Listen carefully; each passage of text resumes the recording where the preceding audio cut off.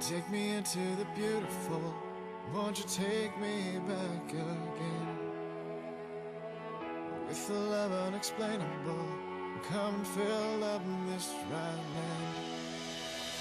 land. Let it open our eyes to see a whole world we've never seen.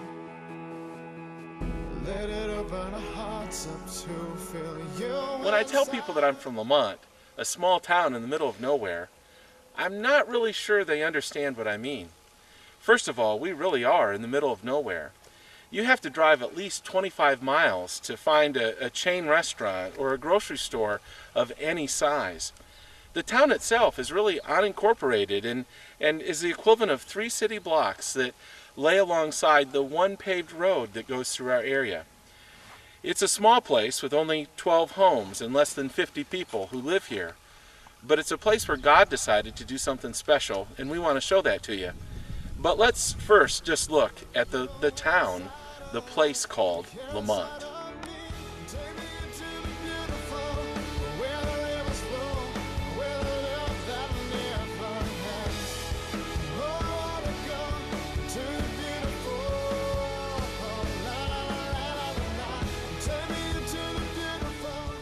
Well, that was it. You saw it, all 3 blocks. I want to show you a little bit more of the town because there is one more road that runs the length of the town. It's 1 block south of here. We're going to take a look down that road just so we can get a full sense of what Lamont really is. Take me into the mystery, gently lift me with your grace. Make the chaos a chorus, with yourself come fill this place. Cover me with your mercy, come and cover me with love. Well, here we are, Main Street, Lamont, a gravel road that runs parallel to the paved road, Highway 58. This building you see over my shoulder is really the center of town. It's our post office and gas station. Lamont at one time was a thriving town. During the oil boom, there was around 200 people that lived here. They were primarily oil field workers. It was to that town that Reverend H.K. Busby came and began preaching revivals in 1929. The plan was to have 1 week of revivals. The revival went for 3 weeks and a church was born. Today, while the town has declined, God is still working in this town. Let's take just a quick view of what the town is really like from Main Street. Let's sort of whip the camera around and just take a panoramic view of Lamont, Kansas.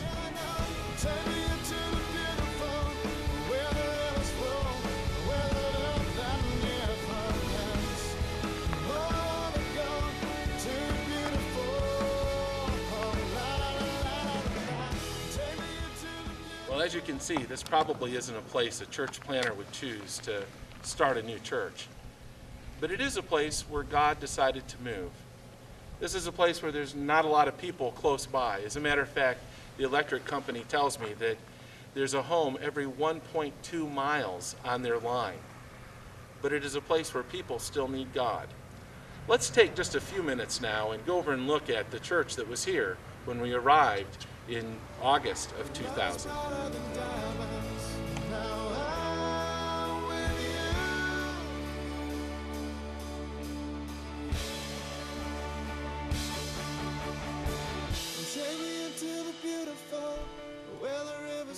We are not going to watch all of last year's video, but as I shared with you last year, this is the building that was here when we arrived in 2000.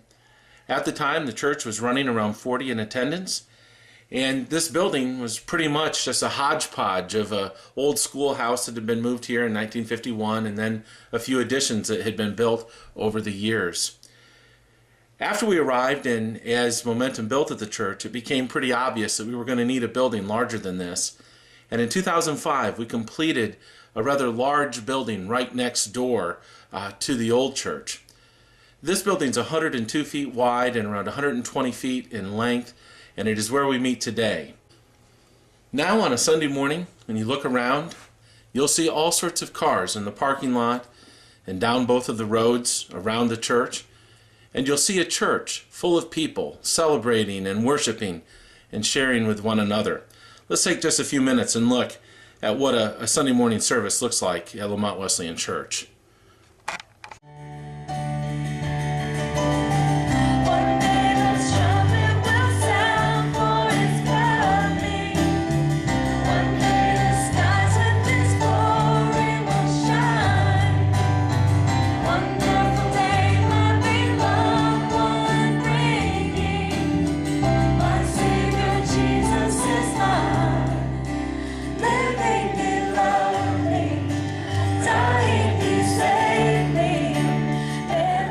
I also shared with you last year about how our church was driven by children and teens, and perhaps the highlight of last year's video was the video of kids leaving the sanctuary and heading over to the children's ministry section.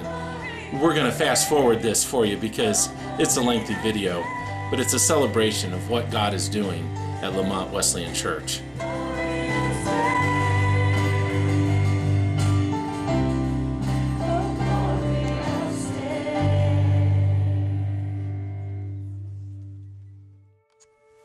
Since we met last year, Lamont Wesleyan Church has continued to thrive.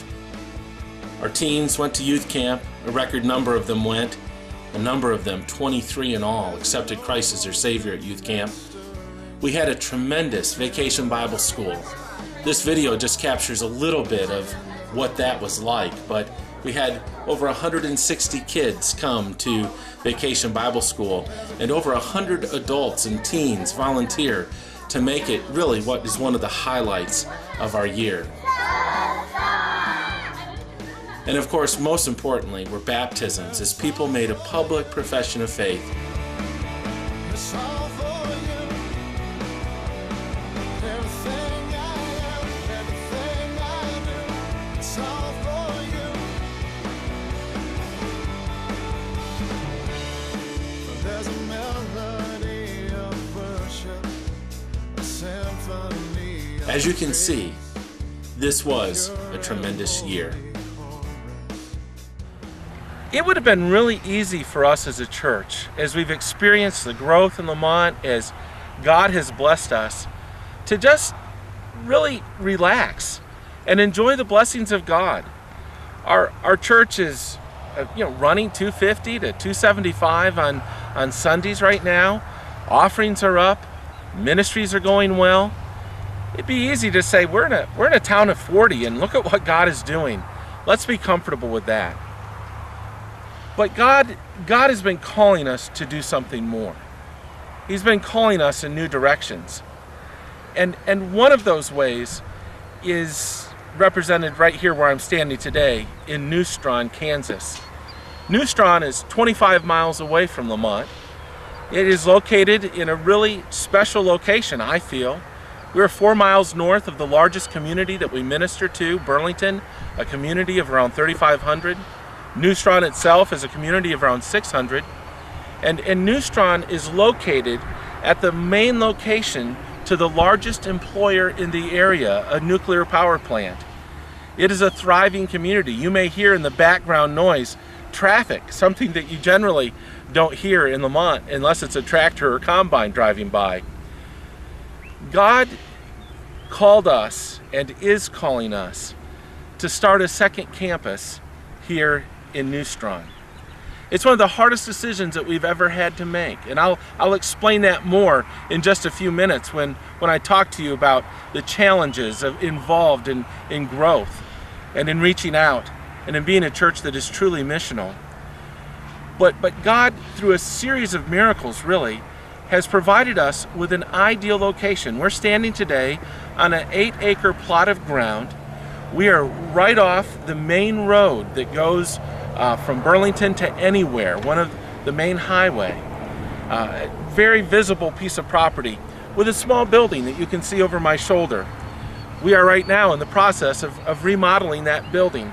The moment that it is remodeled, we're going to be starting a second service, a Saturday night worship service here in New Strawn, 25 miles away from the church.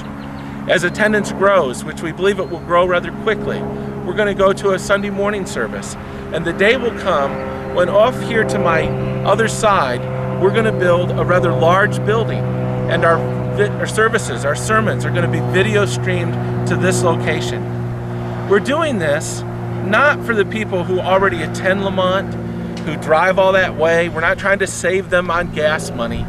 But what we've discovered is this: the people that we're trying to reach, the unchurched, people who don't know Christ, people who aren't sure about this thing called religion, they're not going to drive 25 miles one way on a regular basis to go to church. They're just not going to do it. And so this is a mission post for us. This is an outreach for us. Many of the people that live in these communities that we're in right now that go to Lamont are going to continue to go to Lamont. This is a place where we are trying to reach out, to go to where people are who don't know Christ and reach them with the gospel. I'll tell you more about that in just a few minutes. I want to give you just a little bit of a sense of the property. And so I'm going to ask the cameraman to just pan around, show us the building a little bit, whip around, show us this tremendous piece of land that we have, and then point out towards the highway, if you'd do that for me. It's all for you. Everything I am, everything I do, it's all for you. There's a melody of worship, a symphony of praise, a pure and holy chorus. There's a new day that's awakening, revealing songs of hope and of love, and the pouring out of us, and it's all for you. I am really excited about what I'm going to share with you today. And the one thing that I want to make sure that you hear is you consider the story of Lamont and how now we are reaching out. We're going to be a church in 2 different sites with multi-campus ministry, multi-services, all of those types of things that mega churches, I guess, do. The one thing that I want you to hear is that God can do the very same type of things in your church and in your community. It will no doubt look different, but God cares about lost people. And anywhere people are willing to do whatever it takes to reach lost people, He's going to bless them. Anywhere where people are willing to obey, to do risky things if God calls them to do it, He's going to bless that ministry. It'll be hard. It'll be difficult. I hope to share with you today some of the challenges, some of the sacrifices that people have made. I mean, little things, even like just today, you may have heard a little bit of machinery in the background. There are people who have taken a day off to work on this building today, sacrifices like that. But other sacrifices involved in obeying Christ. But if you're willing to do it, and if you can encourage your church, create a culture within your church that responds to God's leading, it can happen right where you are. As I like to tell people, if it can happen in Lamont with a guy like me, it really can happen anywhere.